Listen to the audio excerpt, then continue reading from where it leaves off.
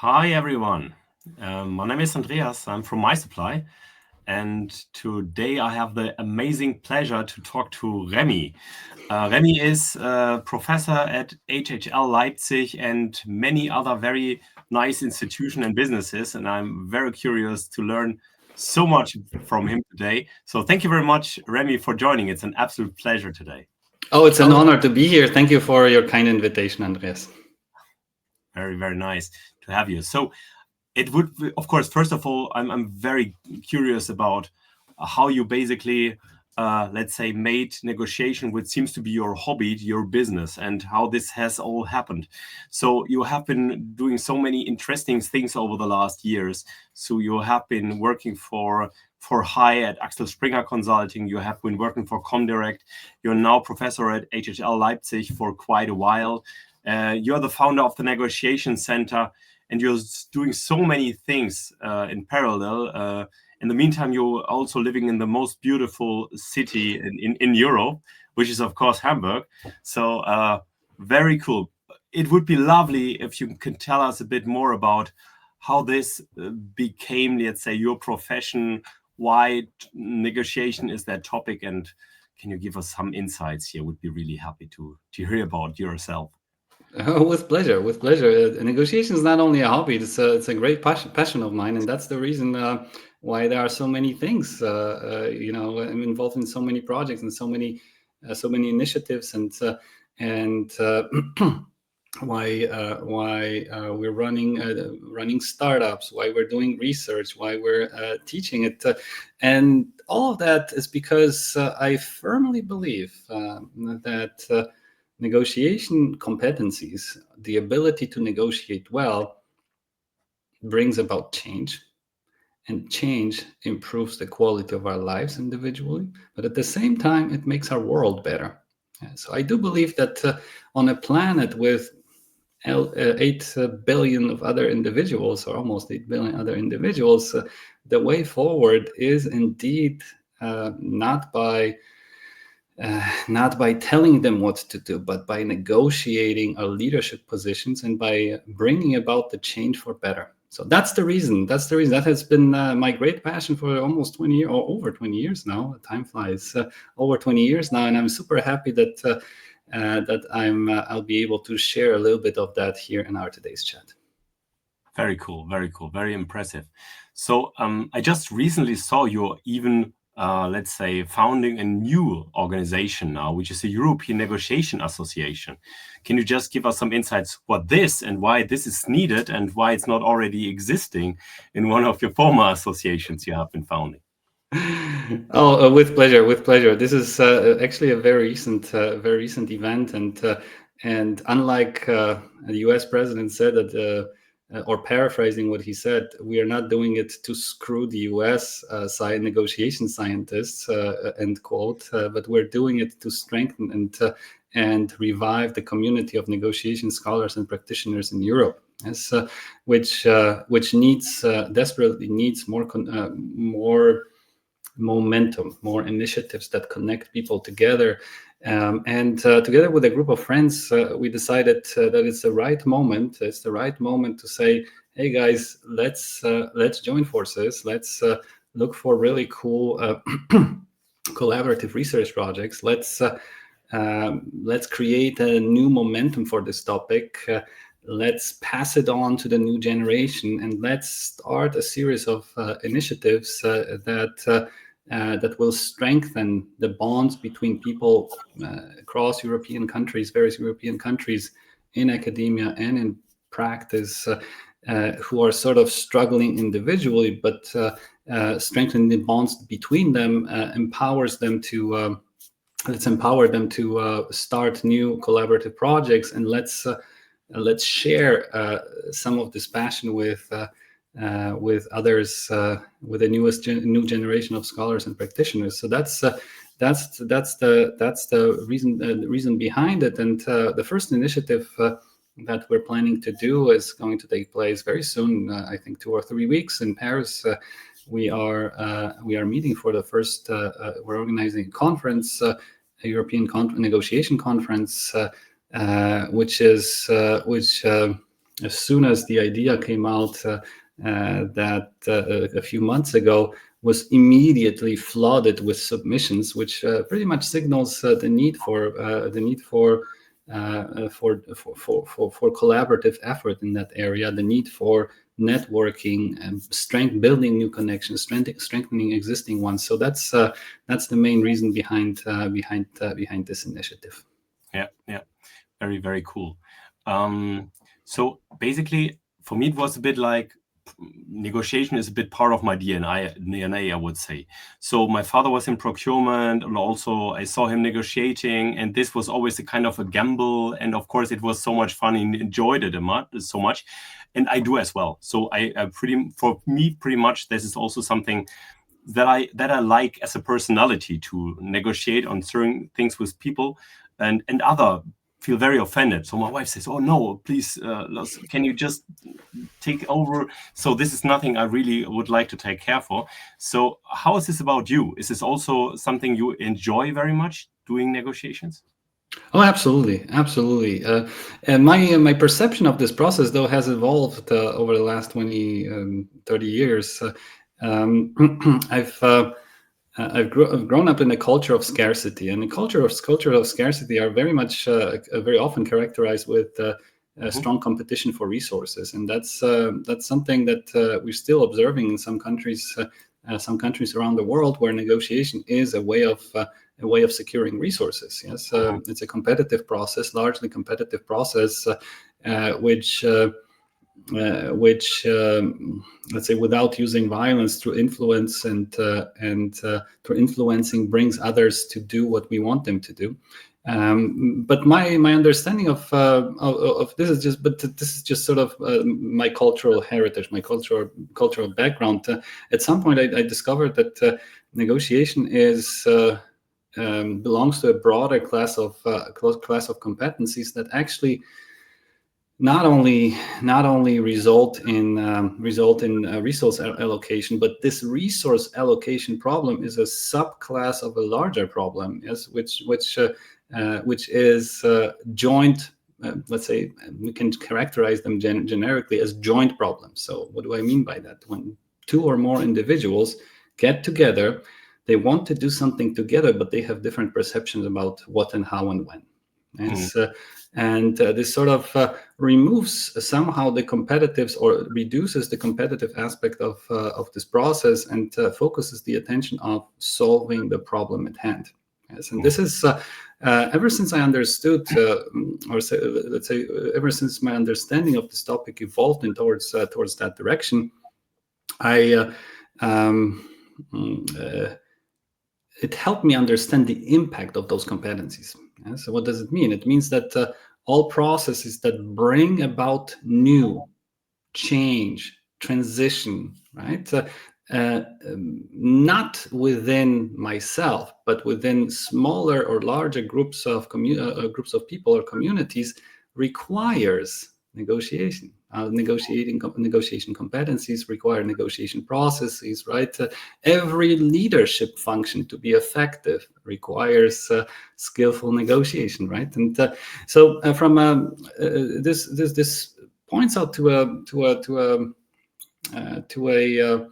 a broader understanding of the topic of negotiation, from the sort of transactional, yes, I want to get more resources and therefore I have to outsmart my partner, towards, hey, we need a solution. Yes, we need a solution that works for me and that works for you.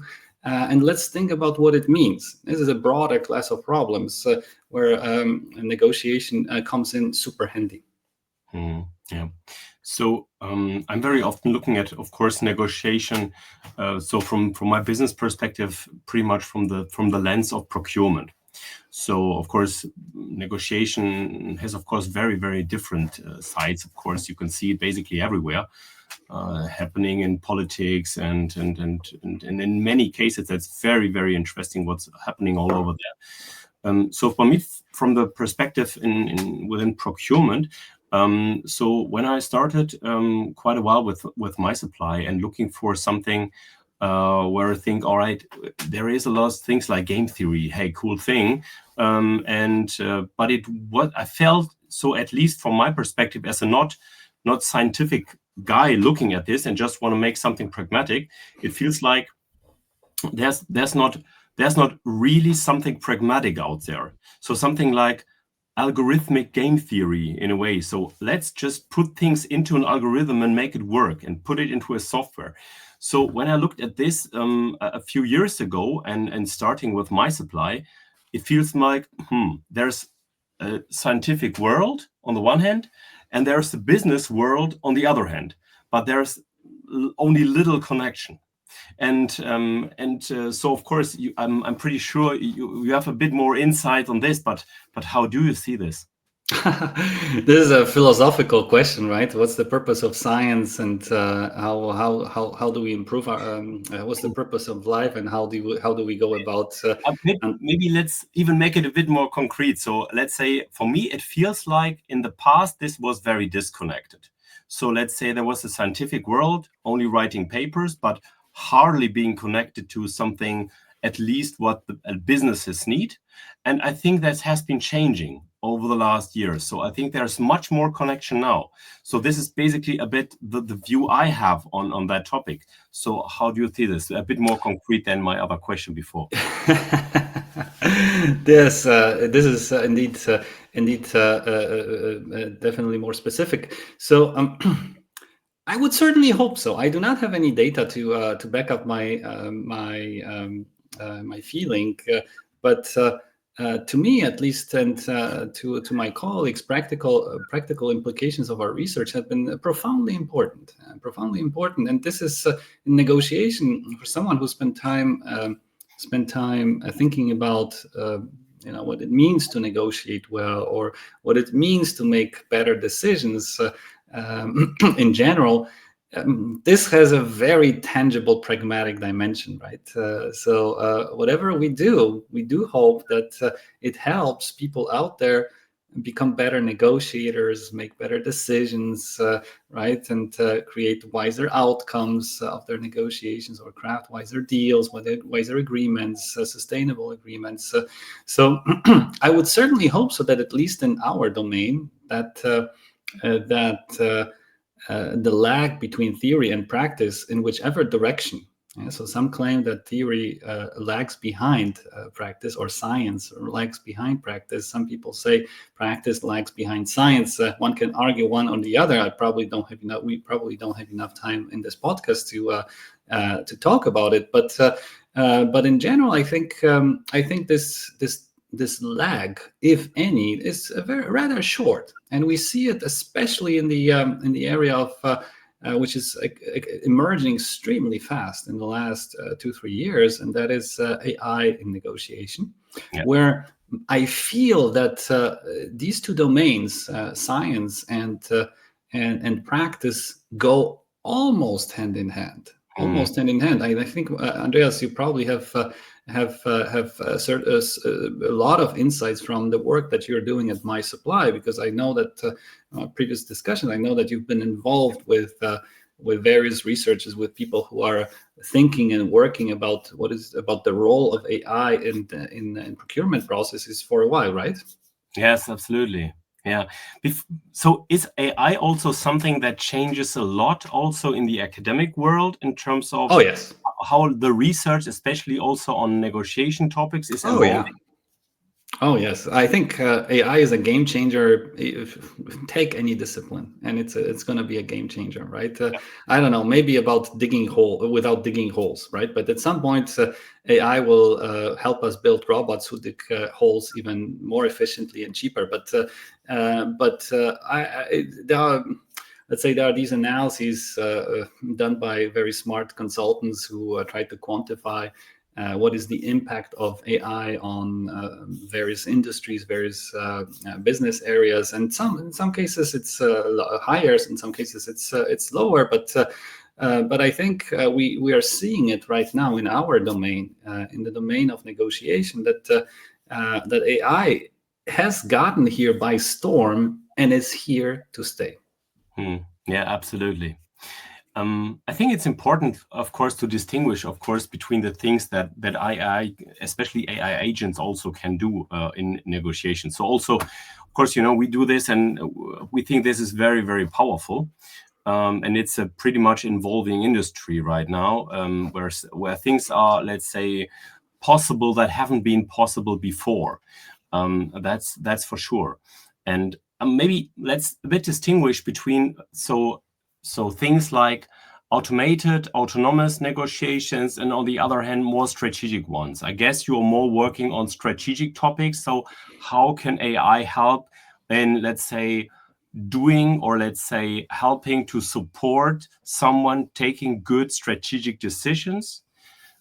So while I'm a bit more on the side of how can we pretty much use AI to automate also a bit negotiations, but I guess there's a lot, there's a very fluent things, of course, in between, and I think it's very, very powerful what AI can deliver. So what is, especially in your current research, what are the things you're currently looking into? What do you think is the biggest value drivers that AI can bring into negotiations? Great question. I wish I knew the answer. I would be a millionaire or billionaire probably, but I'm happy. I will gladly share a couple of thoughts on this topic, especially that we are indeed running three super exciting projects that I would like to talk a little bit about. Project number one is Discurso.ai. That's a startup that we have just recently founded, and Discurso challenges the view that negotiation has to be taught by people. It's fully science-based, which means it's the algorithms that we are building are completely based on research results, especially the negotiation competency model in the area which I would like to discuss in a second. But we want our users to have the ability to become better negotiators without the necessity to pay a lot of money to a trainer, without the necessity of having of collecting a larger group of people to negotiate with them during that training. It can be done directly on the platform with or without help of AI as a sparring partner, with help of AI as a coach, as a trainer, as someone who evaluates and assesses negotiation performance, and someone who makes improvement suggestions. So this is the gist of Discurso.ai, science-based negotiation skill development platform. And one of the projects that I would like to talk a little bit about is the module that we're working on right now as we speak, and that is the competency assessment module.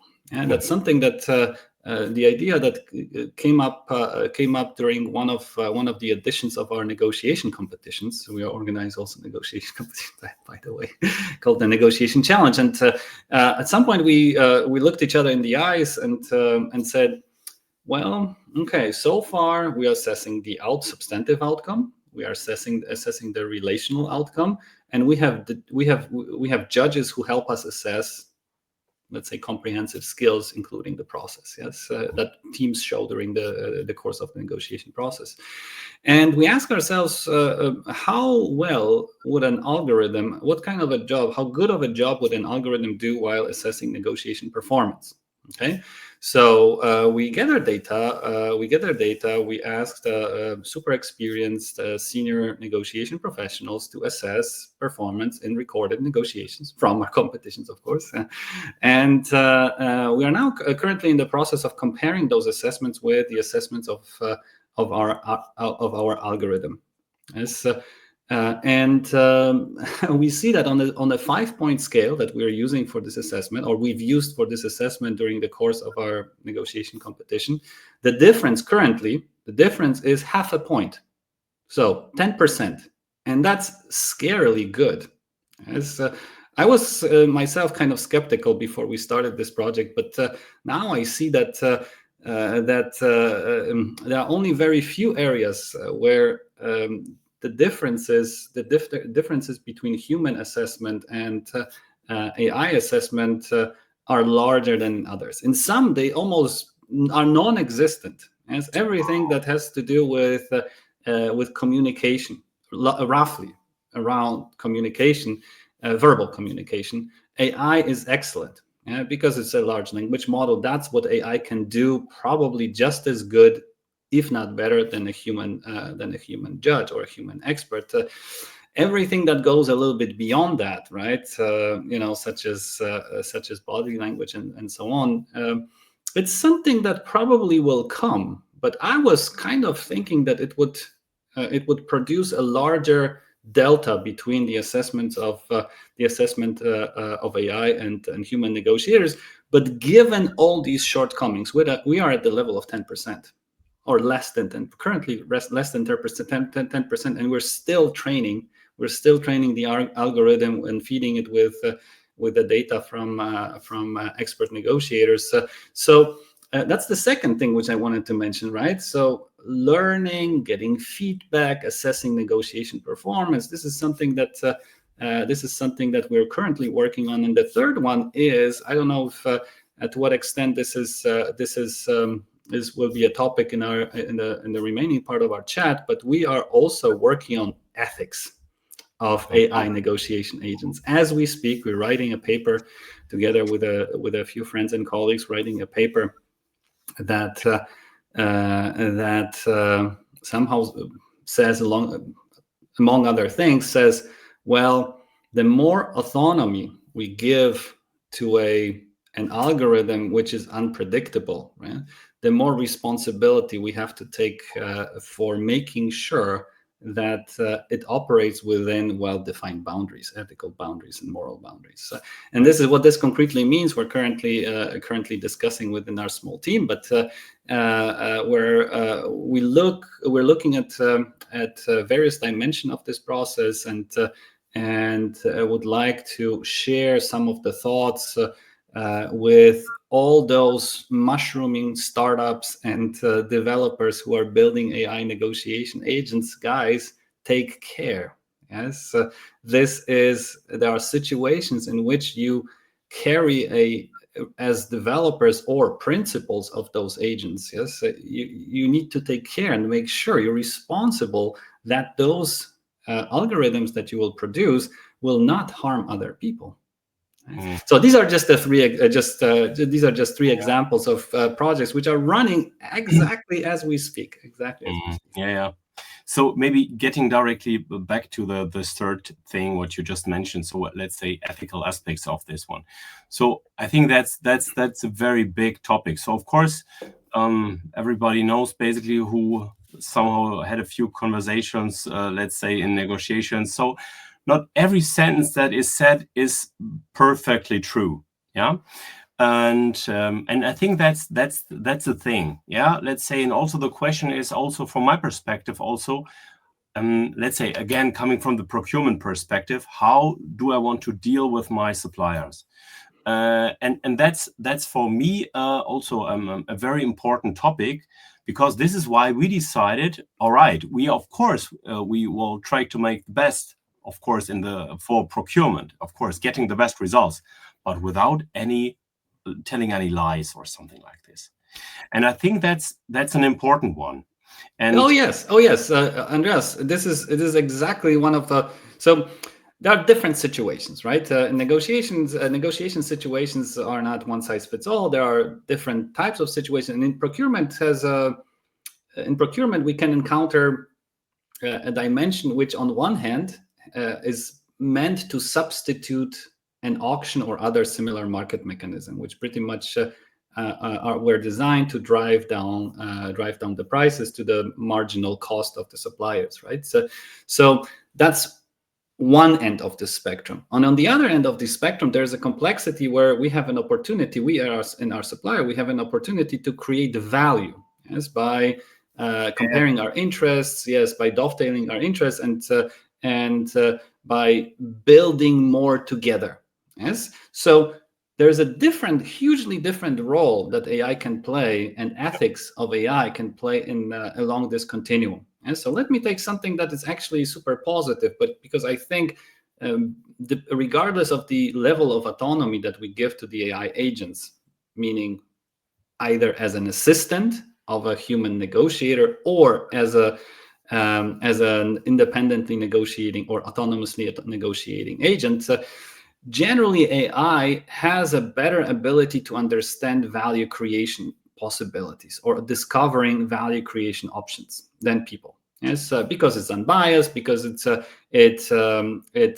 not guided by emotions. It's not. It usually sees a broader context, asks more questions, and so on. So in that case, we basically see a big go, thumbs up, green light. Yes, guys, make sure that you deploy these systems either as assistants or autonomously, because they will help you generate or create more value with your suppliers together.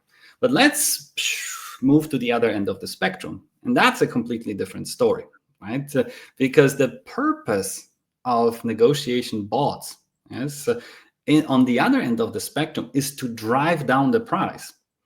And here is the, as we say it in German, here is the dog buried. I know, guys, if you're not from Germany, you probably didn't understand why we're laughing. But here's the problem. EU AI Act explicitly prohibits AI agents that are manipulative and can lead to a situation where a human being accepts something that is not in their interest. So we're running into a situation where we have to put strict ethical boundaries on the autonomous and assistant systems in these situations, so that they comply with the regulations that EU imposes on companies that are dealing in that sector. And that's not easy. But it's possible. And that's exactly one of the things that we're currently working on in our paper. How do we design the rules and guidelines that on the one hand create and claim value for the principles, meaning companies deploying such solutions, but on the other hand are also ethically sound and EU regulation compliant.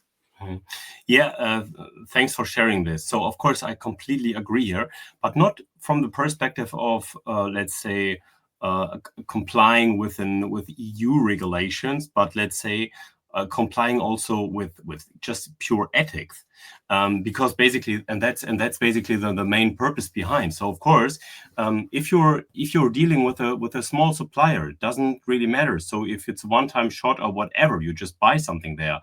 So it's always, let's say, the bot is also in that case acting on behalf of that company, of our customer. And so it's very important that of course he's representing also our customer right now. And Yes. if he's doing things that are not okay, that's basically on the back of our customer. So this is just a reason, of course, we are just, of course, decided against anything of that kind, even though there could be a little advantage. But I think you're paying a lot for this, for a little advantage you might get out of this. Right. Absolutely correct, Andreas. Especially that there is also another aspect that we're currently working on, not so much in the area of AI, but highly relevant also in that context, and that means sustainability and social responsibility combined with negotiations. So let's assume we have built a super power, yes, the best AI negotiator in the world, yes, that can make people do things that we want, even if they are not good for them. So a simple example: one of the retail companies reaches out to an Apple producer in South Africa. We just had our TNC finals in South Africa, in Cape Town, which was absolutely great. But that's where the example comes from, and ask them to negotiate with a superpower AI negotiator. And the superpower and AI negotiator is so good that manages to squeeze the Apple producers below the level of their sustainable production costs. Is that a good bot? Yes. Should that be allowed? Is that sustainable? Yes, because right now we're seeing that also not only in AI but also in human-to-human negotiations, where some suppliers, including Apple producers in South Africa, thank you, Brian Gensen, for this example. That's where I got it from at the conference in Cape Town. Squeezes on the suppliers below the level when they can sustainably pay the living expenses with their work. Yeah? So here's what's going to happen, and this is where I share Brian's view. If we allow bots or people, and now we're talking about bots, but if we allow bots or people to go there, these people will find a voice. Somehow, somewhere, will become loud, and at some point, the cost of those agreements will be huge for the society. This is where social conflicts, where war or how wars erupt out of social injustice. So it's just a matter of shifting the costs and how do I say, and coming up with allocation principles that not only maximize the profit of the retailers, but also allow their partners to sustainably grow and flourish with them. Yeah. That's a good point. So, but unfortunately, that's not too easy sometimes. Yeah, not every company has completely open books sharing these things. Of course, with their customers saying, "Don't be too harsh to me, because you see, this is my margin that I have." So that's of course a difficult part of it. But completely agree. So in the end, nobody is winning if you're just squeezing like crazy, so that basically things are not working out anymore. That's for sure. Mm-hmm. I'm so curious. I need to shift a bit the topic slightly, because I'm curious about something we already have been discussing in the past, and I'm very interested how your opinion has been changing over the last months. So, is e-auction dead? That's an excellent question, Andreas. Is e-auction are auctions? You mean in procurement, right? I'm sure there will be auctions for art pieces at art galleries, and there will be auctions for garage sales and stuff, and forgotten storages and storage wars and all that jazz. So I think auctions are not dead as a market mechanism that brings everybody to their willingness to pay in terms of buyers, and brings everybody in terms of buyers or sellers, and brings to their level of their marginal cost. So that's the beauty of auctions, right? If market is large enough, it's a market mechanism that squeezes all the surplus out of your partners. And we can discuss for a long time to what extent this is fair or not. But apart from that, we see that one of the main advantages of AI autonomous bots is their ability to run 100,000 or more parallel negotiation processes with vendors, and the ability to include and incorporate, while doing so, market data. Yes, which means that the process becomes more informed, the process is more efficient, at least time-wise more efficient, and theoretically we have more possibilities to at least look beyond what auctions are designed to do, which means exhaust the surplus from the buyers or the sellers, yes, depending on the side, on which side we're on. I do see that there is a substitution effect, a possible substitution effect, which is already happening at some procurement, certain levels of procurement, certain areas of procurement at some companies. So we're talking large companies. We're talking about probably non-core procurement. So we're seeing that there is a growing interest in replacing auctions with autonomous bots. For the reasons I've discussed. Yeah? The problem is only, and that's where I stop. The problem is only that these deployments also have certain drawbacks. Yes, so it's not. They have advantages. Yes, they're cost efficient, time efficient, right? Could help build the relationship and give more, let's say, give more time to the team to do other things, such as, for example, relationship building or whatever else. So there is a long list of benefits of deploying autonomous AI agents to negotiate on behalf instead of running auctions. But at the same time, there's a whole list of risks. Yeah? So, and one of them is obviously, and in addition to those risks, there are also ethical aspects that we've just discussed. So, are auctions dead? No, I don't think so. I think auctions will still be a recognized and used market mechanism for a while. But we do see some substitution effects in certain levels, certain areas of procurement, where people say, okay, auctions are too harsh, too remorseless, let me say it like that. Let's replace them with something that at least have an appearance of a human touch. Let me say it like that: a human touch, which and time will show. Time will show how strong this substitution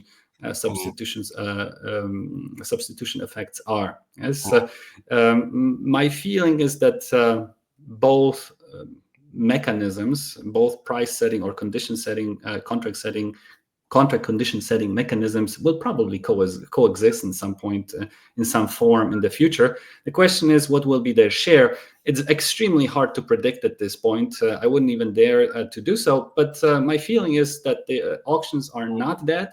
They are there, but also autonomy or assistance, or autonomous or assistance systems based on smart AI mechanisms are also here to stay.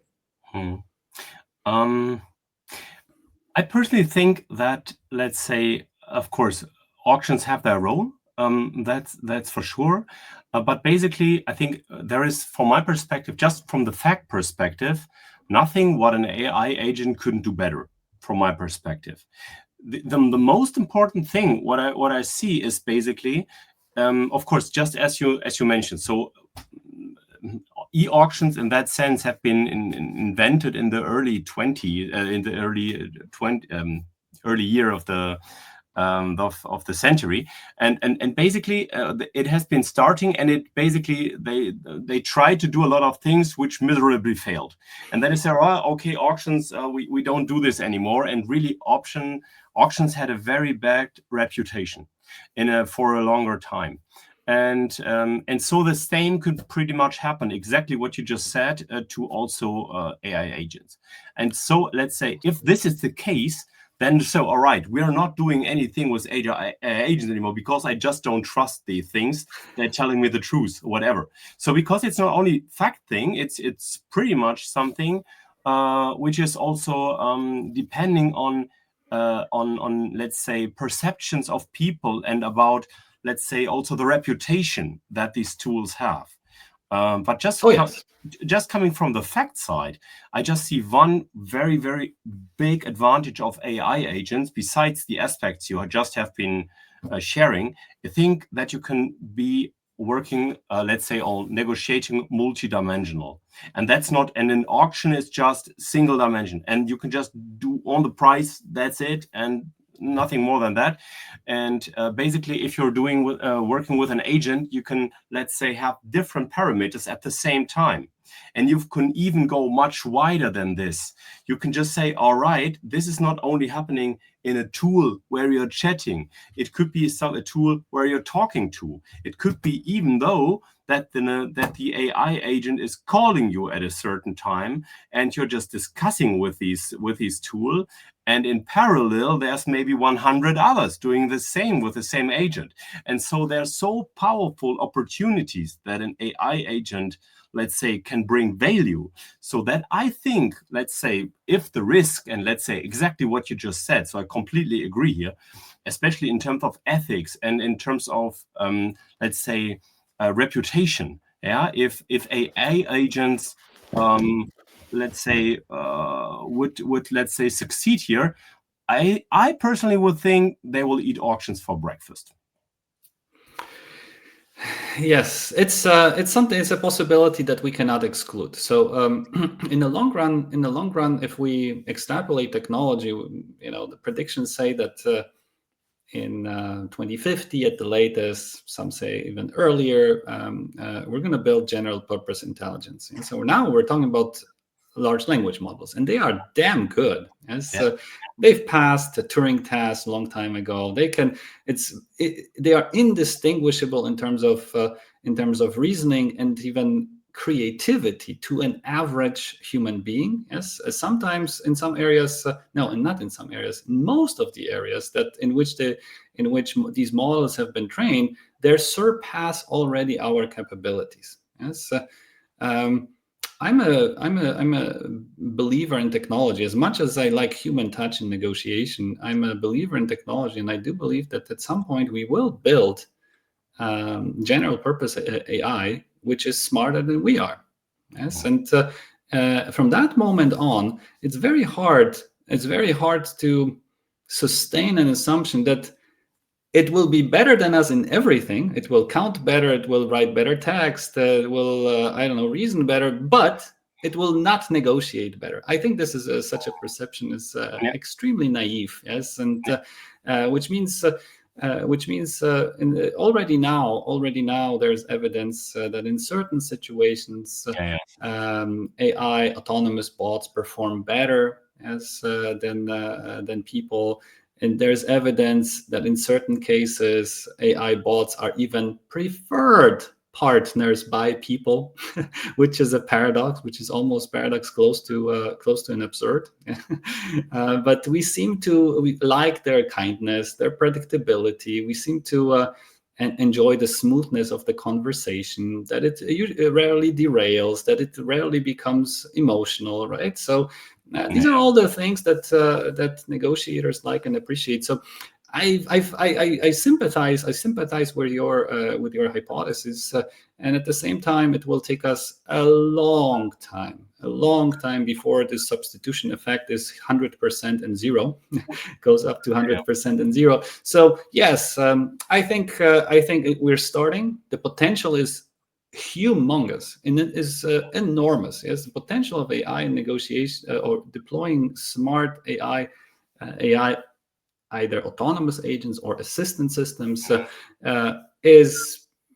seems to have no boundaries. Yes. Yeah.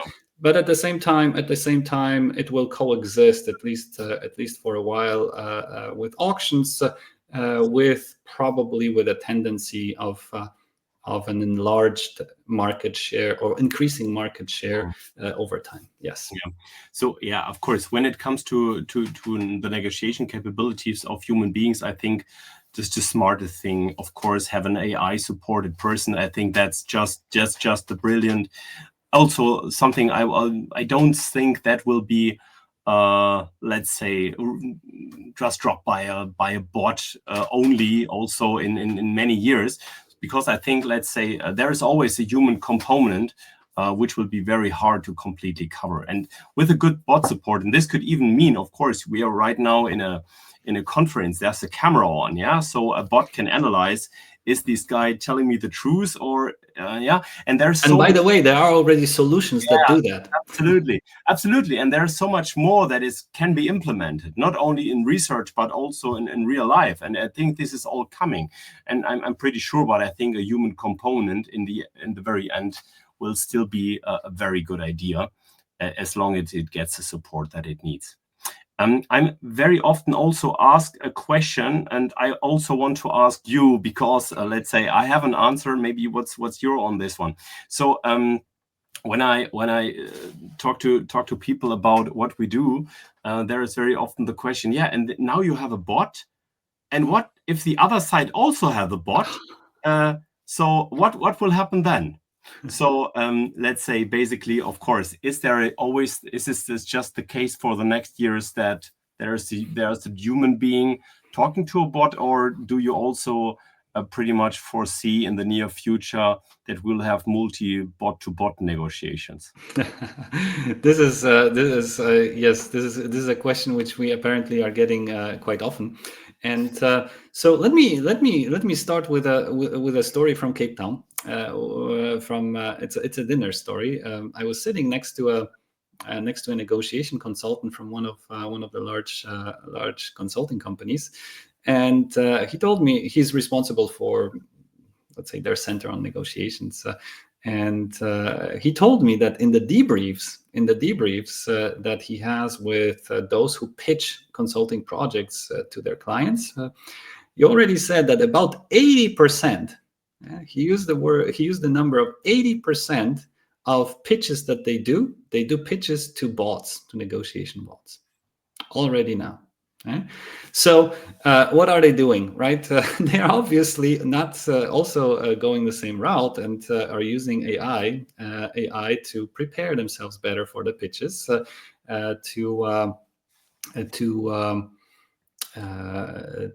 structure the pitch process, structure the negotiation process, right? So, and what does it mean? What is the end game? The end game might indeed be that bots at some point have to negotiate with other bots, okay? And the question is, what's going to be the outcome of it? Well, and here it's it's difficult to predict, because it all depends on their so-called objective function, right? I mean, usually bots are programmed to perform a certain purpose, and the programmers can have a certain degree of flexibility how to design this purpose. And in negotiation, there are a few dimensions, yes, which are critical, and that is, for example, maximizing own benefits versus maximizing the total share. A funny thing is that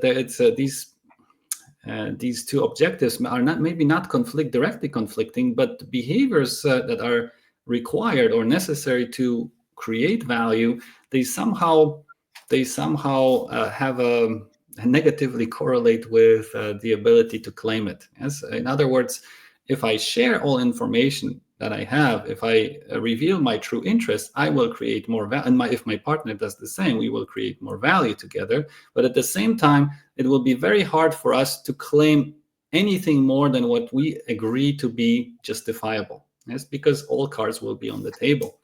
So it all depends. It all depends on those objective functions of these bots. Yes, will we program bots to fight for the last penny, meaning the end of the spectrum, where we're, let's say, when bots replace auctions and auctions only, yes, then they will probably fight for the last penny, and they might miss opportunities by, let's say, forfeiting situations where value creation where there is a positive zone of possible agreement, but pushing it to our end of that zone of possible agreement might discourage the other party and lead to impasses or and so on. So that end, or the other end of the spectrum, where two bots simply know perfectly the interest structure of their principals and try to divide or try to craft an agreement which maximizes the value for both and use just principles to divide it between them. So it depends. The answer to your question is, it depends what permeates more. Yes, yeah. Which kind? It's like with human negotiations. Yeah. Are we going to design bots that are cooperative, yes, yeah, and look for value creation and let's say just and fair ways of splitting it, or are we going to design bots which are competitive, are designed to fight, yes, each other for every cent and euro of cent of the benefits? So hard to say. But what happens? Interesting phenomenon. Last thought. What happens when bots recognize? There's an interesting footage I've seen a few weeks ago, when a bot designed to manage a calendar calls a bot designed to I think make reservations for a doctor or for a restaurant. And what happens there is that they recognize that they are both bots, and they collude together. They develop a joint language and stop communicating in English. They start in English. At some point, they switch to communication to communication in a different language and try to find a solution beyond our way of comprehending of comprehension. Yes. So yes, bot collusion is a topic. Bot collusion is a topic and something that might be happening more and more in the future, depending on how fast they disseminate. Yes. Yeah. We're let's say we're running pretty much out of time, but I have one thing I can't let you go without asking you this question. Sorry for that. So let's say it's going a bit, let's say, into kind of a prisoner's dilemma, or let's say also kind of an ethical aspect. But of course, we are not only in a world where there's one too many parties. There's also, let's say, end-to-end situations where there's on both sides many people. Yeah, and it's also very much even more about finding reasonable ways to deal with that. So you're not just always in a situation where there's one party stronger. So there's always, so of course, if I'm the one, just let's say, who is the one, let's say, selling something, and I can look for who is my other party and auctionize on the one hand, or auctionize from the other hand if I'm in procurement. So there will be also a lot of something in between. And I think if you think about this, of course, there's many people supplying something and there's many people buying something. I'm very curious about your thought on this. Is this something that you think will happen in that where we have businesses, or let's say where we have industries, where I think, okay, this makes a lot of sense, let's build this, and then we're gonna make a fair competition? Or are we trapped in kind of prisoner's dilemma that nobody in the end wants to go that path? Oh, that's an excellent question, Andreas. It shows that it shows your deep expertise and vision that you have for mysupply and for this particular technology. Let me elevate this game to a completely different level. I think bots, depending on the objective functions and depending on the regulations and stuff like that we discussed before, will probably be programmed to behave like people. Yes, and their evolution is likely to let's say remind the evolution of our cooperativeness. Yes, so there will be people who are competitive, who are successful in certain situations, and there will be people who are cooperative, and they are cooperative in other situations, and they are successful in other situations. And when these two collide, it's usually the competitive who is better off. Yeah, so that's the idea behind the prisoner's dilemma. But let me elevate this question to a higher level, because I think that's where the solution lies. Yes, together with two scientists, a physicist and a mathematician, economist, we're working on a paper on ethics and economics of quantum games. And the more I think about it, the more I'm convinced that artificial intelligence will not change the game that much. As it will be a different game, completely different game than what we're doing, what we're observing right now. But the true solution lies. Well, maybe I'm exaggerating. It's not a religion, so there is no truth in that or a credo in that. But I firmly believe that converting allocation decisions between two agents into a quantum game and delegating a solution to this black box that we know could exist but cannot yet build because of technical limitations. Delegating the authority to decide to a quantum mechanism, yeah, it is a game changer. Yeah? So if I believe that, why? Because it produces solutions for prisoner's dilemma that are optimal and better than defection, as for both parties at the same time. And this is something that is astonishing, because if we convert human behavior in negotiation or in decision making, such as cooperation, competition, like prisoner's dilemma you described, if we replace a human agent with an AI agent, yes, and leave their decisions in pure strategies, so no quantum strategies, they will only have the same limited choices that a human being has, that a human has. Yes, but when we change the situation, and when we convert the game into a quantum game, yes, and there are techniques, there are mathematical techniques how to do it, right? So we build this black box, yes, and we ask two agents to delegate the authority to decide, to find an optimal and efficient solution for them to that black box.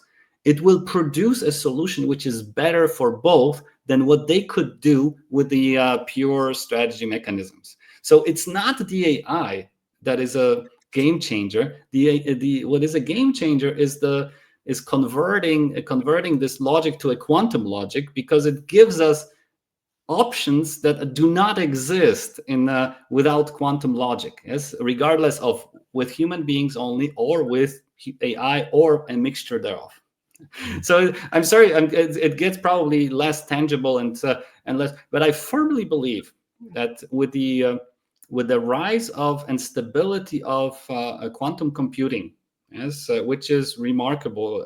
Every week, every other week, every month, we read releases, we read press releases about multiplying processing power of quantum computers, and making them more and more stable, and so on, right? So we are getting there. We are getting slowly to a moment where we would be able to convert conflict situations into quantum games. And the moment we are able to do so, assuming that the parties agree to delegate a part of their decision authority to decide over, how to allocate, to resolve that conflict to that black box, meaning quantum computer, they would be able to do better both at the same time. Wow, thank you very much for these insights. I just hope mankind is brave enough to implement this. Thank you very much, Remi. We're so much over time. It was an absolute pleasure talking to you. I learned so much. It was really cool. So thank you very much. And yeah, thanks to everyone who listened. I hope you enjoyed this at least half the way I did. And so thank you very much. And all have a nice evening. Thank you very much. Thank you for having me, Andreas. And the pleasure was all mine. Thank you.